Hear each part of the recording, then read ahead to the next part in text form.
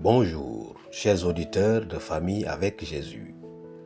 Nous revenons à la méditation sur un sujet qui nous préoccupe, car l'éducation chrétienne joue un rôle important dans nos foyers.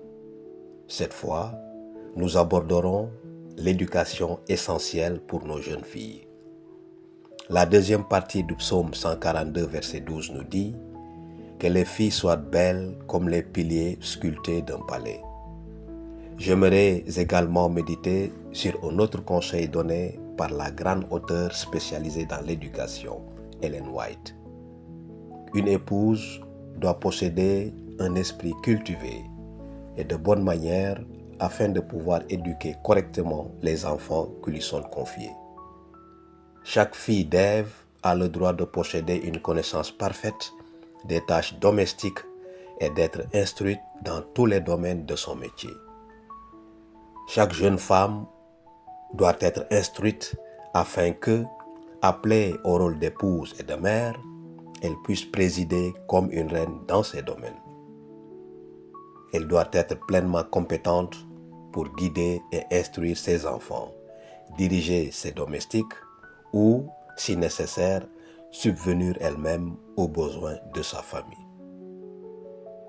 Elle a le droit de comprendre le fonctionnement du corps humain et les principes d'hygiène relatifs à l'alimentation et à l'habillement, au travail et aux loisirs, et à bien d'autres choses étroitement liées au bien-être de sa famille.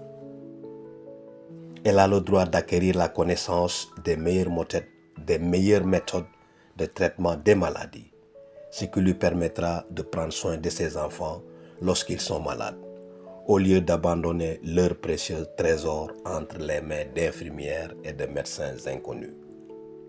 En tant que mère, nous pouvons inviter nos filles à la cuisine, dès leur plus jeune âge, afin qu'elles se familiarisent avec la préparation d'aliments sains et les diverses activités déjà mentionnées. Cela ne signifie pas qu'il faille renoncer à la préparation scolaire. Elles peuvent devenir et ont le droit de devenir de grandes professionnelles, tout en étant compétentes dans les tâches ménagères. Tout mari qui sait apprécier ses qualités sera reconnaissant envers la mère qui a formé une telle épouse. Prions.